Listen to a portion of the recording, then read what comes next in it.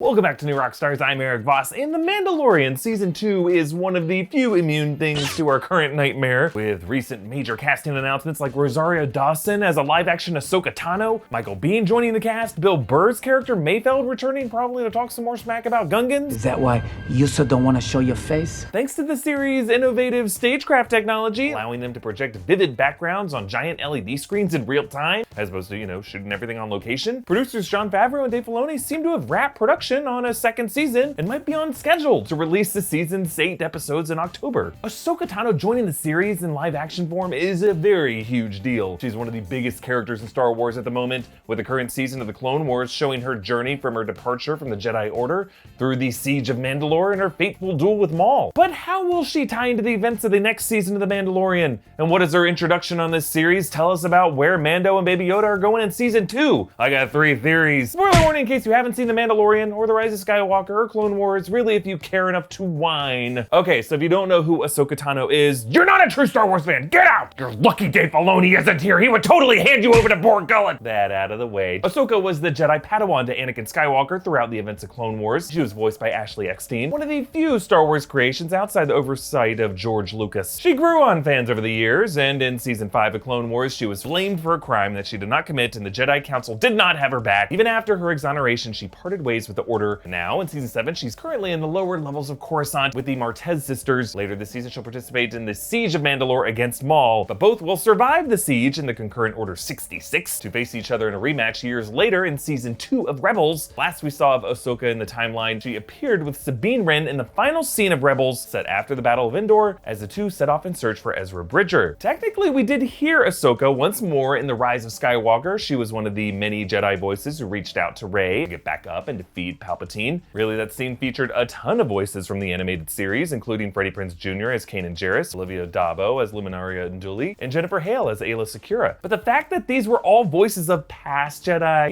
Luke, Obi-Wan, Qui-Gon, Yoda, Mace Windu, it implied that Ahsoka Tano was also deceased at this point. Now, she was in her mid to late 30s at the end of Rebels, which would make her around 40 in The Mandalorian, which works with 40-year-old Rosario Dawson playing her, and that would put her in her late 60s during The Rise of Skywalker, if she were alive. But Dave Filoni tweeted out an illustration suggesting that, like Gandalf, just because we assume someone to be dead doesn't mean that she won't return. And yeah, here she is. But how exactly will she collide with Din Djarin, Mando, and Baby Yoda in the next season of The Mandalorian? Well, the way I see it, there are 3 general directions they could go. First, the Darksaber. The closing shot of The Mandalorian Season 1 showed Moff Gideon with the Darksaber, which was last seen in Rebels in the hands of Bo-Katan, given to her by Sabine to reunite the Mandalorian people to oppose the Empire. Now, it seems that sometime after this, perhaps during the later Siege of Mandalore with Moff Gideon, the Darksaber was taken by Gideon, but how Gideon got the Darksaber tells us a lot about what kind of guy he is. If he just bombed wherever Bo-Katan was and took the Darksaber off her corpse, that would make him kind of a weak little shit. And if he were to face Ahsoka in lightsaber combat, he would be screwed. But Giancarlo Esposito has hinted that Season 2 will show us some lightsaber combat. And it kind of sounds like the actor got some real sword combat training, suggesting that Gideon might have gotten it from Bo-Katan in a duel, making him a truly worthy adversary of Ahsoka. Setting us up for Gus Fring versus Claire Temple. Will her boyfriend Cory Booker intervene?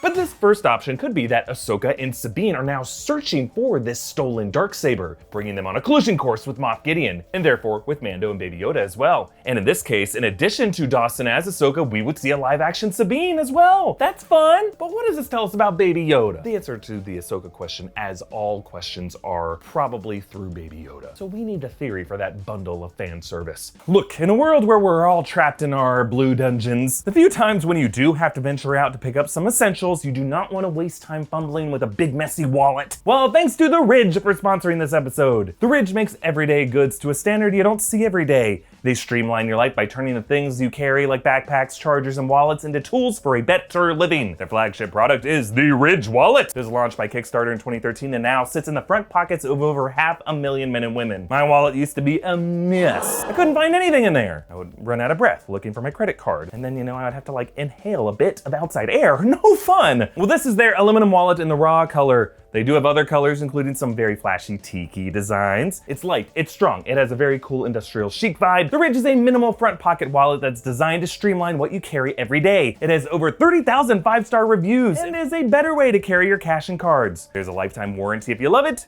free returns if you don't, and it comes in titanium, carbon fiber, aluminum, and over a dozen different styles and colors. They also have great backpacks and travel bags, or with RFID blocking pockets and optional device charging batteries. Get 10% off today with free worldwide shipping and returns by going to ridge.com/newrockstars. That's ridge.com/newrockstars and use the code NEWROCKSTARS. Find the link in the video's description. Okay, the second Ahsoka option is Baby Yoda. Season 1 of The Mandalorian left off with Mando on a search for Baby Yoda's home planet and race. It's still a huge mystery what Baby Yoda even is and whether there are more of them. It's also a mystery what Moff Gideon and Werner Herzog's characters wanted with Baby Yoda. There were some clues pointing to Kamino and the possibility that these Imperial loyalists wanted to clone a new Yoda, similar to the minions of Palpatine who helped clone him to set up his return in The Rise of Skywalker. Perhaps Ahsoka will learn of this conspiracy to kidnap Force-sensitive younglings for cloning and set out on a mission of her own to disrupt it as much as possible, to adopt these poor younglings in a new community that's different from the Jedi Order that betrayed her. Like, most of us now recognize the Jedi Order was a bit messed up. Like, imagine if you're a farmer and monks in robes show up and say your kid is magic and pressure them and you into never talking to each other again. In 2020, we call that a cult. This mission could lead Ahsoka to Baby Yoda, the biggest target of this Imperial operation, which would also put her in conflict with Mando, who might feel that Baby Yoda is better off in his hands than hers. The third option for bringing Ahsoka into this could be the long-lost Rebels character Ezra Bridger. Rebels ended with Ezra and Thrawn getting taken into the unknown. Who knows what happened? And Ezra's fate has never been revealed. It seems like he's being saved for something. Ezra's home planet, Lothal, is super important to the Star Wars canon. It not only contained the mineral that was used in Death Star construction, but it also contained those mysterious cave paintings with a cameo by a member of Yoda's species. Maybe Yoda himself, maybe just another one. Perhaps in these years since, Ahsoka already found Ezra back on Lothal, and now both of these characters possess the secret to Baby Yoda's origin, the secret that Mando is seeking. Some have also been speculating that Ezra and/or Ahsoka could be lost in the world between worlds, that dimension that enables time travel in the Star Wars universe. I don't know about that. The Mandalorian seems a bit grounded. I doubt it'll expand into the cosmic levels of Star Wars mythology. But hey, with Michael Biehn joining the cast, my mind has been buzzing. Some are saying he's just been cast as another bounty hunter.